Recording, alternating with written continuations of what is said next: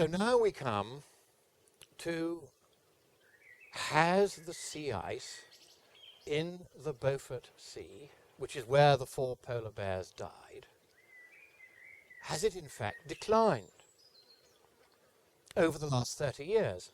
Now, why 30 years? Why do we talk about these Arctic and Antarctic sea ice over the last 30 years? You keep on hearing that figure. The reason is that for the first time we had satellites able to measure directly by taking photographs and pictures the extent of the sea ice in the Arctic and in the Antarctic. Before that we could only guess. You simply couldn't get a comprehensive picture of how much ice there was. So for 30 years we've had what's called a satellite record, and these records are compiled by various universities. And I showed a slide from Melling et al., that's the authors of the paper. When I say et al., I mean there are other authors apart from the lead author whose name I mentioned, so Melling et al. They have done a survey of how much sea ice there was in the Beaufort Sea. That's the particular part of the Arctic Sea where these 4 polar bears mentioned by Monnet and Gleason actually drowned. And if you look at that slide, which is on your screen now, what you will see is that the red line there indicates that there has been a very slight, it's not statistically significant, but it's a very slight increase in the amount of sea ice in the Beaufort Sea over the last 30 years. That's what the data actually shows. So the question is this: was I right to use this graph? Well, it's published in a peer-reviewed paper. I showed this graph in good faith. It does show that, if anything, the sea ice extent has increased.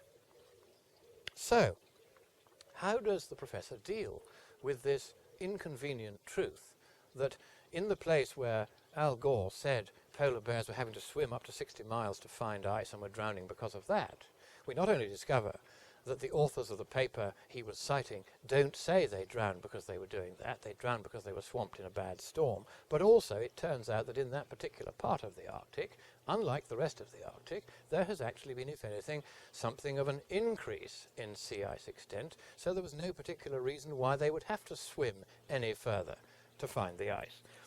Now the professor wants to attack my presentation, so this result, which is published in the peer-reviewed literature. At first he pretended he couldn't find it, then he found it easily enough.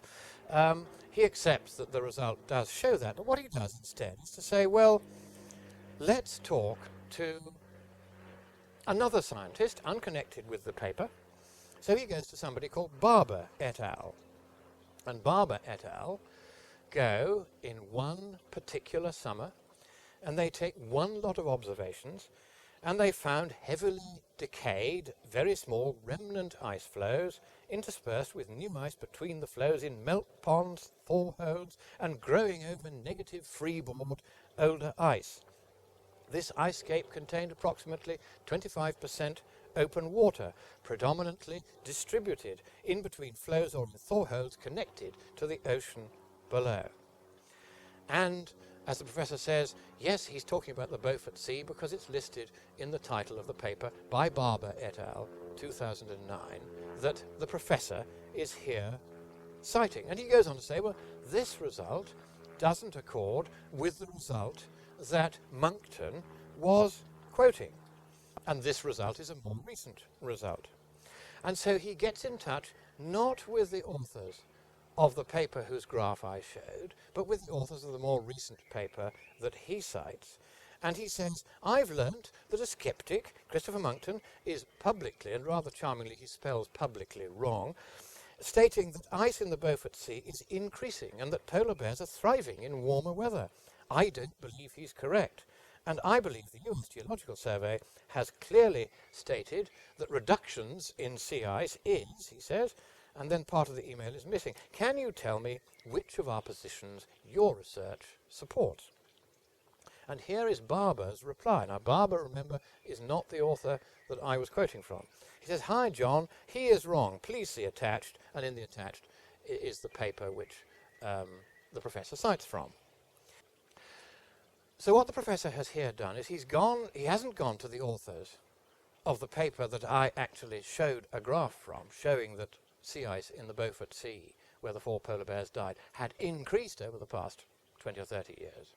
Instead, he gets one observation, just from one summer, from one researcher, and then says that I misinterpreted, that's an extremely serious allegation in science, misinterpreted the work of the researcher that he, and not I, cited.